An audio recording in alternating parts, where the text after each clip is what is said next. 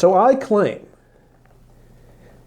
if you have the first limit law, limit of f of x plus g of x, as x approaches a, is equal to the limit of f by itself, x approaches a, plus the limit of g by itself, x approaches a as well.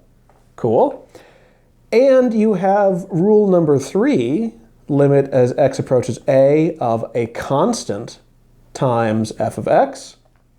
This is equal to that very same constant times the limit of x approaching a. The function is f of x. And of course, these are all assuming that the limits exist. Right? So limit of f of x, limit of g of x, limit of f of x, these all have to be numbers. I claim that these formulas together give us rule number 2. Rule number 2 considers what happens for the difference of two different functions.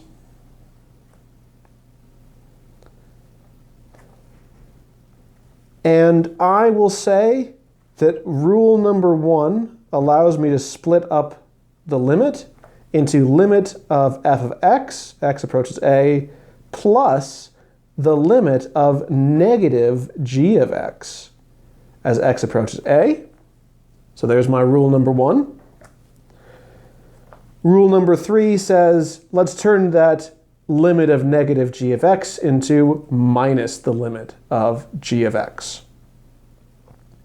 Now, I'm only dwelling on these calculation steps to try to illustrate how it is that I can manipulate the rules to learn more advanced rules for dealing with more advanced functions.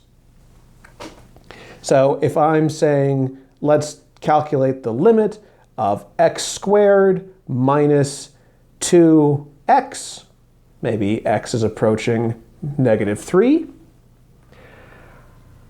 I'm not going to break it down every single time, but it's nice to see that the rules allow me to split this up into the limit of x squared by itself, and then subtract off the limit of 2 times x by itself. And hey, if you wanted to, you could even pull that 2 out and move it to the front and say this is minus twice the limit of